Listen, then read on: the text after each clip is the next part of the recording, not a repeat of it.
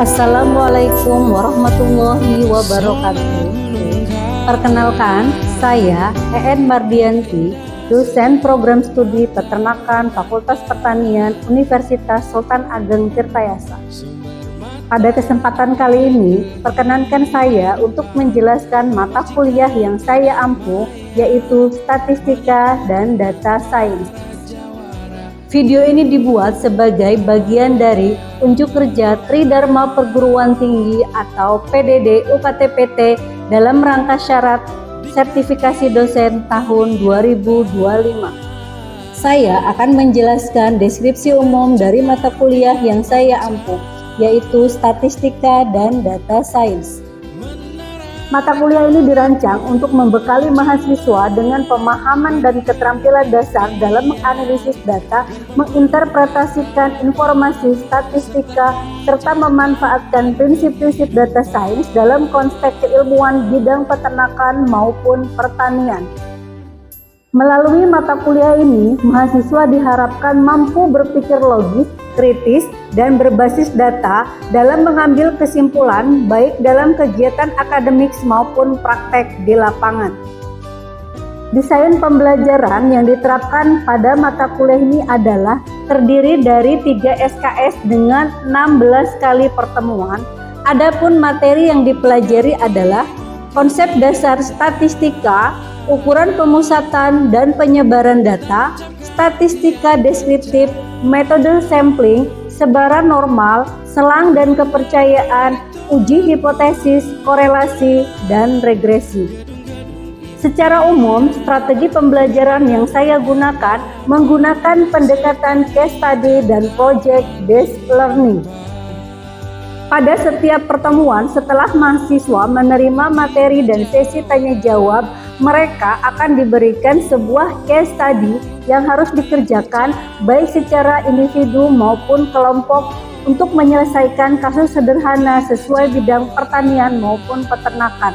Berdasarkan pengalaman mereka menyelesaikan kasus sederhana tersebut, pada puncaknya nanti mereka akan mengerjakan sebuah proyek yang menjadi bagian tugas ujian tengah semester dan ujian akhir semester. Dalam proyek tersebut, mahasiswa terjun langsung ke lapangan untuk mengumpulkan data sesuai dengan bidang peternakan maupun pertanian, lalu mengolah dan menganalisisnya dengan menggunakan pendekatan statistika yang sudah mereka pelajari. Melalui proyek ini, mahasiswa diharapkan mampu menerapkan konsep secara nyata, memperkuat pemahaman teoritis mereka, dan mengembangkan keterampilan praktis yang relevan. Selain itu, kegiatan ini juga mendorong mereka untuk berpikir kritis, memecahkan masalah, dan bekerja secara kolaboratif. Panduan penilaian yang saya gunakan adalah sebagai berikut. Untuk komponen tugas case method diberikan bobot penilaian sebesar 15%. Untuk project based learning 50%, aktivitas partisipatif 5%, dan untuk UAS dan UTS masing-masing 15%. Sedangkan untuk panduan project, penilaian yang diberikan berbeda tergantung tema dan lokasi penelitian yang mahasiswa pilih. Panduannya adalah jika mahasiswa melakukan penelitian di luar kampus Untirta dan menggunakan data primer, maka skor tertinggi yang akan mereka peroleh adalah 98. Jika mahasiswa melakukan penelitian di luar kampus Untirta dan menggunakan data sekunder, maka nilai yang akan mereka peroleh adalah 95. Dan terakhir, jika mahasiswa melakukan penelitian di dalam kampus Untirta, maka skor tertinggi yang akan mereka peroleh adalah 93. Penilaian proyek mahasiswa dengan perbedaan nilai berdasarkan tema dan lokasi penelitian dilakukan dengan mempertimbangkan tingkat kompleksitas upaya dan tantangan yang dihadapi oleh mahasiswa. Penelitian yang dilakukan di luar kampus dengan menggunakan data primer dinilai paling tinggi karena mahasiswa harus menunjukkan inisiatif tinggi, menggunakan keterampilan komunikasi dan kemampuan manajerial untuk mengakses dan mengolah data langsung dari lapangan yang biasanya memerlukan izin dan koordinasi dengan pihak eksternal. Penelitian di luar kampus dengan menggunakan data sekunder tetap mencerminkan eksplorasi yang luas, namun tantangannya lebih rendah karena data sudah tersedia. Sementara itu, penelitian di dalam kampus dengan data primer dinilai lebih rendah karena relatif lebih mudah diakses dan memiliki tantangan logistik serta teknik yang lebih kecil dibandingkan penelitian di luar kampus. Penilaian ini bertujuan untuk mendorong mahasiswa melakukan penelitian yang lebih menantang dan konseptual. Selain itu, ada panduan tambahan dalam penilaian proyek, yaitu jika dalam laporan akhir proyek mereka nanti terdapat satu kesalahan dalam penggunaan teori statistika, maka skor tertinggi tadi akan dikurangi 5.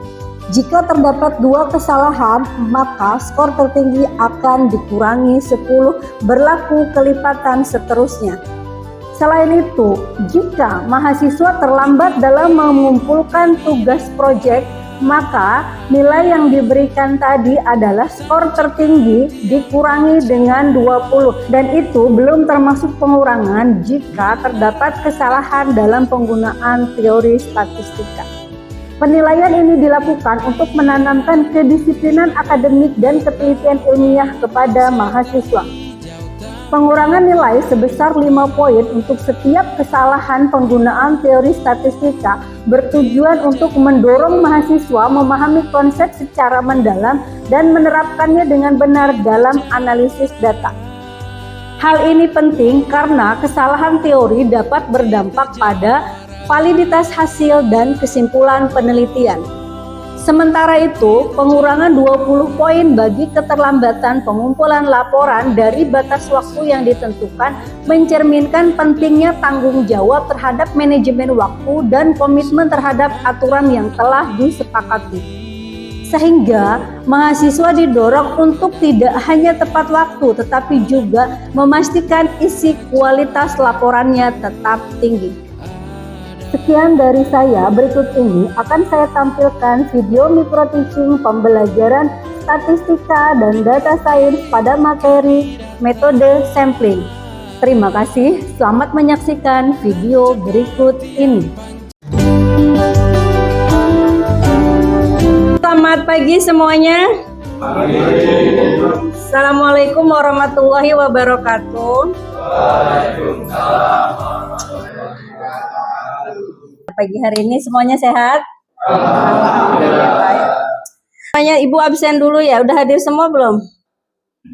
Bentar, ada yang hadir. Bentar, Ibu absen dulu ya. Putra Rafli Murdani? Nggak ada ya?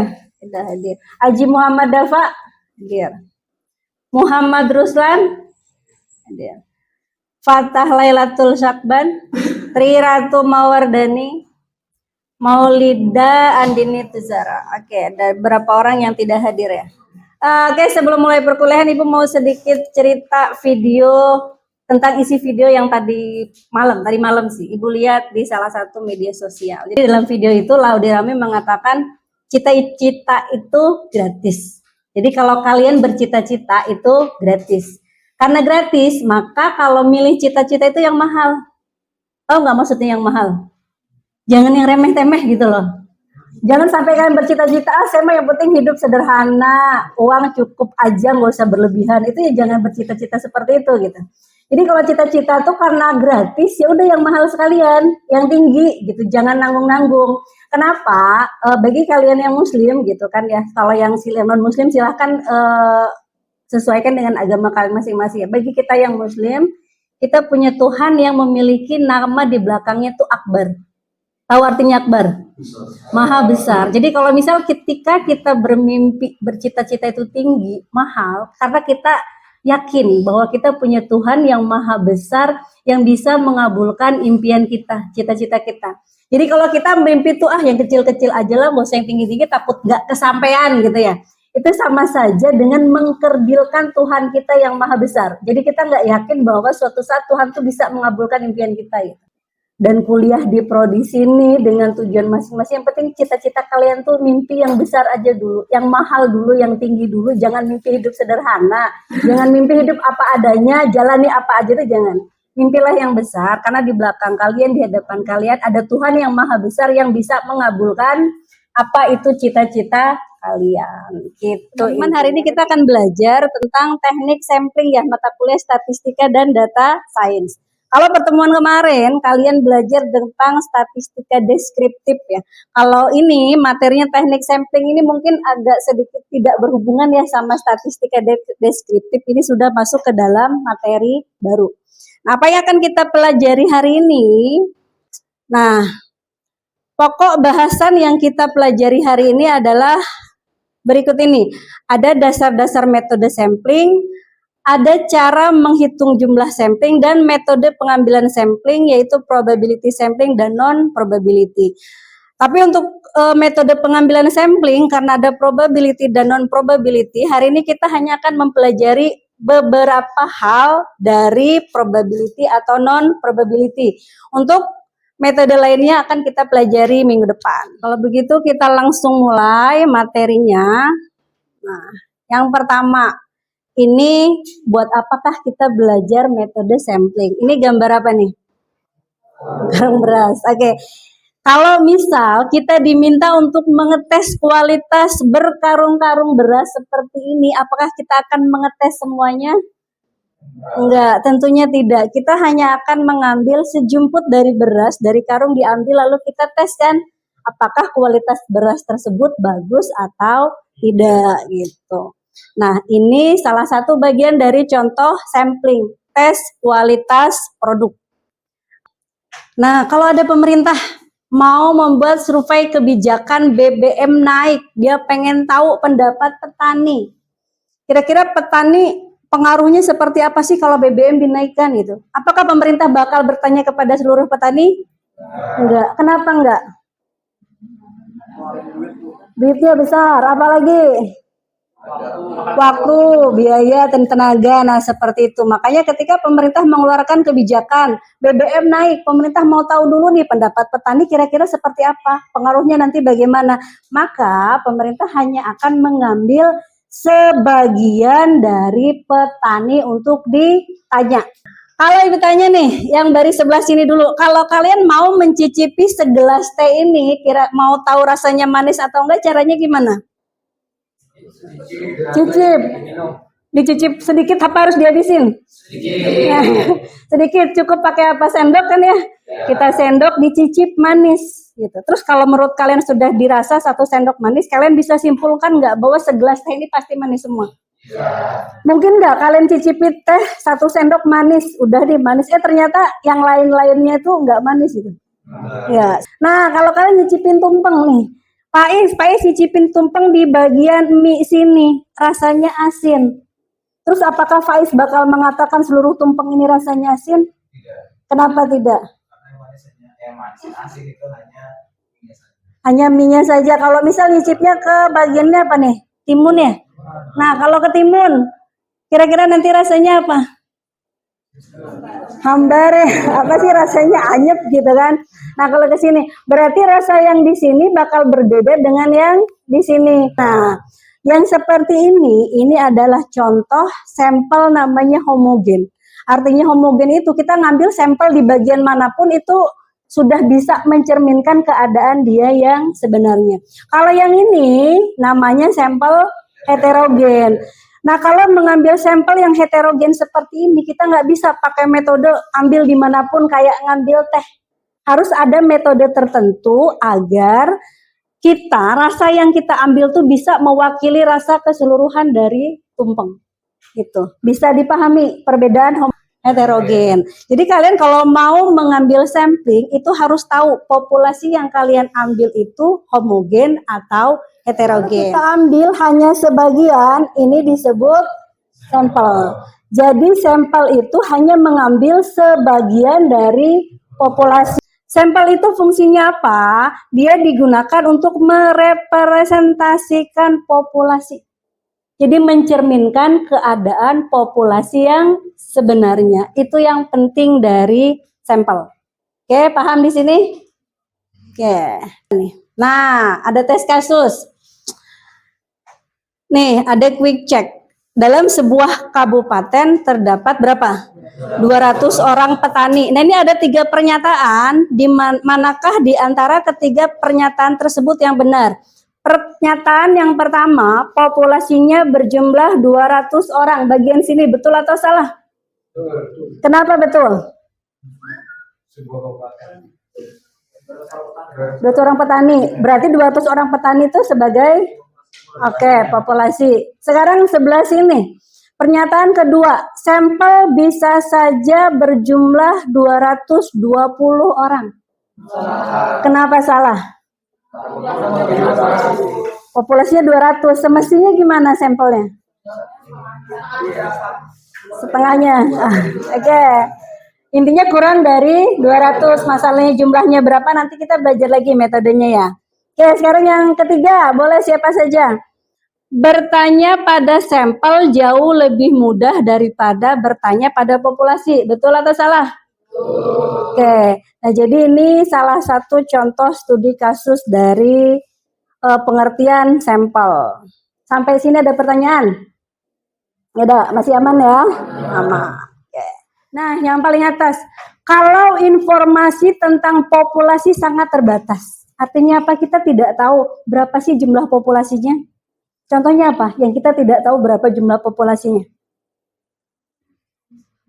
Petani sebanten, bisa dicari nggak jumlah populasi petani sebanten?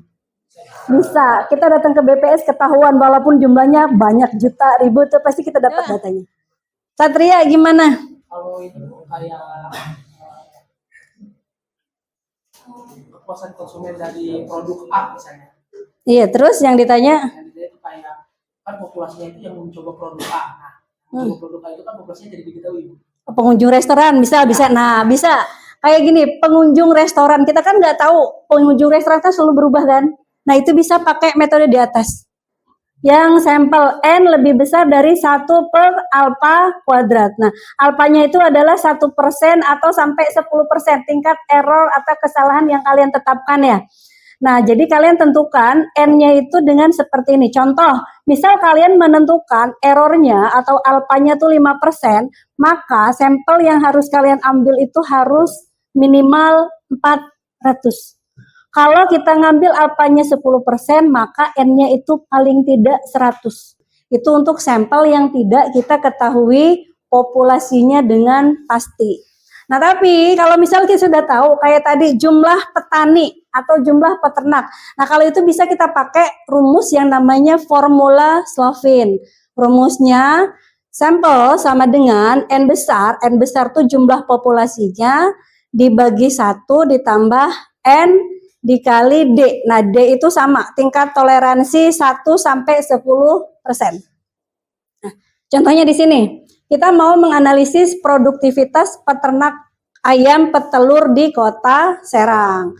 Nah, terdapat 1000 petelur ayam peternak ayam petelur di Kota Serang berdasarkan skala usaha. Yang ambil D-nya 5%. Maka tinggal kita substitusi angka tersebut ke sini. Nah, diperoleh berarti dari 1000 orang peternak tadi kita harus mengambil minimal 285,71. Dan misal pas di lapangan nih, ternyata kalian dapetnya cuma 200, itu gimana? Udah keliling ternyata cuma dapat 200, gimana? Ayo, kan di sini harus 286. Ternyata kalian dapat cuma 200. Gimana jadinya? Gimana? Harus cari lagi, iya. Nggak bisa. Karena itu minimal sampel harus 286.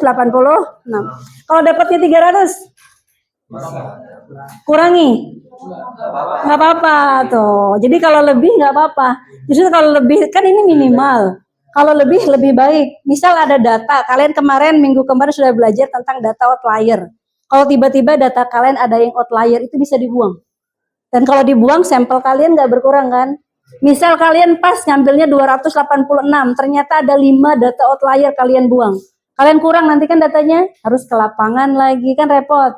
Jadi lebih baik dilebihkan, kalau ada data outlier bisa dibuang, dan andaikan data itu normal, ya tetap kita pakai nggak apa-apa. Gitu. Bisa dipahami sampai sini? Dapat?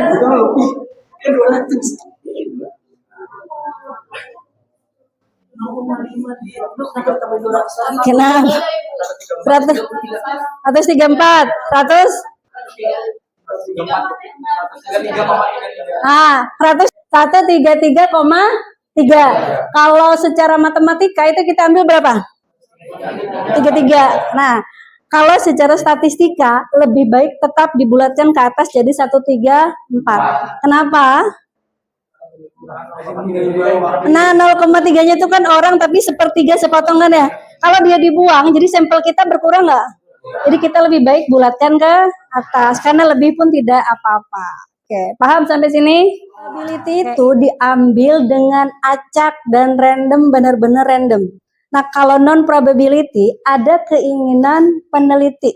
Contoh misal, ibu mengatakan ibu mau mengajak 5 di antara kalian untuk ikut ibu penelitian, misal. Nah, kalau ibu mau random, maka nama-nama kalian ibu tulis, masukkan ke dalam gelas gitu kan secara, nah kita kocok, kita undi, keluar 5 orang, ya sudah, itulah yang ikut.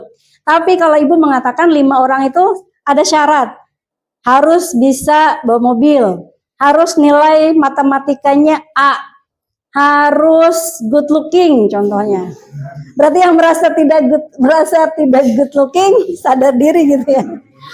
Benar.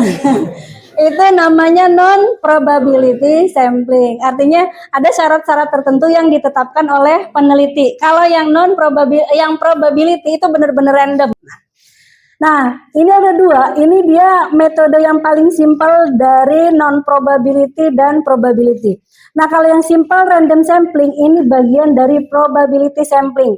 Kalau yang confident sampling ini bagian dari non probability. Confident sampling itu sering disebut juga dengan accidental sampling. Nah, ini kan ada populasi. Nah, kalau simple random, nah sampel dipilih secara random. Kayak tadi, misal sekelas ini ibu tulis list namanya, maka tinggal ibu undi keluar 5 orang yang mau ibu ambil. Nah, ini termasuk dalam simple random sampling. Atau kalau yang sekarang pakai random generate gitu kan, atau apalagi yang kalau pakai aplikasi di HP buat ngundi, spinner, spin wheel gitu. Nah, itu namanya simple random sampling. Artinya kita menentukan sampel tuh benar-benar acak tanpa tujuan apapun. Nah, kalau convenient atau accidental sampling, nah sampel dipilih, misal contohnya pada list pertama, 10 baris pertama ibu ambil. Absen kalian misal ada 30, maka yang diambil adalah 10 baris pertama. Cara lain confident sampling adalah mengambil sampel paling dekat dengan kita atau yang paling pertama kita temui. Contoh, misal ibu minta kalian penelitian ke mall, harus mencari 100 orang pengunjung mall dan bertanya kepada mereka apa tujuan kalian datang ke mall gitu. Nah, maka kalian akan bertanya kepada 100 orang yang paling mudah kalian temui. Kalian kan nggak mungkin nanya ke ke orang-orang namanya siapa terus kalian undi, nggak mungkin kan? Maka kalian bertanya kepada siapapun yang kalian temui sampai target jumlah sampel yang diambil itu terpenuhi. Nah, itu namanya confident sampling. Kalau yang ini diundi pakai alat apapun yang bisa membuat undian tuh benar-benar peluang keluarnya sama gitu setiap orang. Sampai sini bisa membedakan confident sama simple. Nah, terakhir ada tes, kita lihat bedakan ini termasuk dalam metode mana. Ntar ini ibu panggil salah satu. Oke, enggak. Satu itu cocoknya pakai metode apa? Setiap orang ke-10 yang menaiki pesawat diberi kuesioner. Kenapa masuk yang mana, Enda? Nomor 1. Kenapa masuk systematic sampling? Karena kan tadi ada contohnya yang tadi per 3, setelah 3 orang. Ini berarti setiap orang yang ke-10 naik itu bakal dikasih kuesioner jadi 10, 20, 30. Oh gitu, jadi 10, 20 termasuk dalam Sistematik sampling yang lain setuju nggak pendapatnya enggak? Katanya yang nomor 1 itu termasuk dalam sistematik. Setuju? Oke. Sekarang yang nomor 2, Razi. Kegiatan tersebut. Simple random sampling. Kenapa pakai simple? Karena semua petani memiliki kesempatan yang sama untuk diambil pada Oke. Yang lain setuju? Oke. Yang ketiga, Anissa Zulik. Silakan. Nah, singkong keju. Jadi kalian jadi sebagai apa? Pedagang singkong keju. Pokoknya kalian pilih 20 orang pertama yang lewat.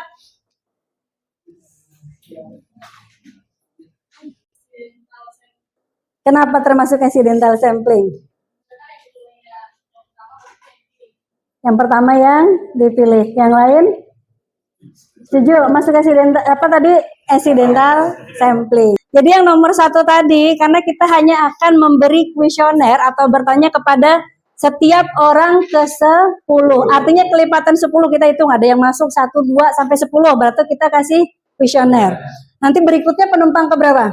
20. Terusnya 30 dan penumpang pesawat paling berapa orang tuh? Hanya sedikit ya nanti. Nah itu disebut dengan systematic sampling.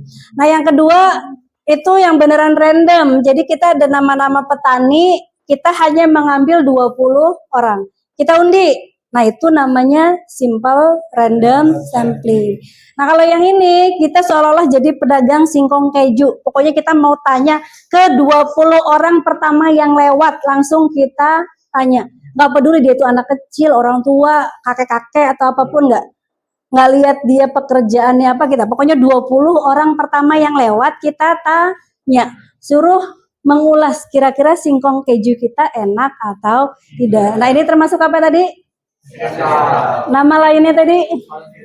Convenient sampling. Oke, sampai materi ini pertemuan hari ini untuk metode sampling. Minggu depan kita masih bahas ini ya. Berapa metode yang sudah Ibu bahas tadi. Untuk pertemuan berikutnya, Tara, apa nih? Nah,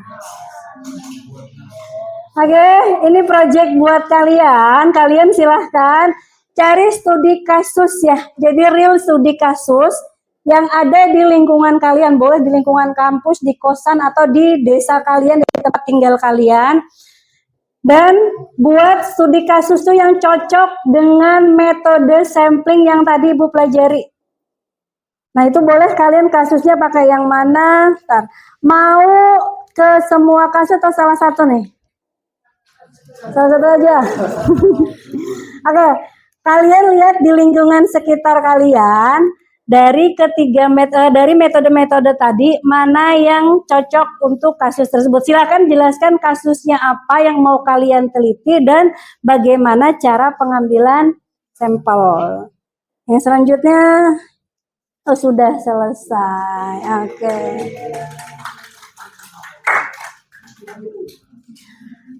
Oke, sudah cukupkan hari ini. Jangan lupa dikerjakan project dan tugasnya. Silahkan kalian pelajari kembali. Dan pelajari juga untuk pertemuan minggu depan kita akan belajar tadi apa? Purposive sampling sama snowball sampling. Nah, purposive sama snowball itu adalah metode sampling yang kita tuh kalau tidak mau pakai minimal sampel tadi.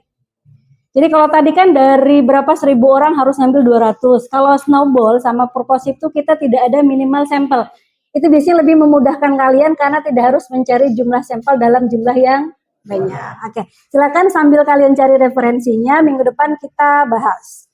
Sampai sini ada pertanyaan? Ya boleh. Ada, Desita mau tanya. Boleh.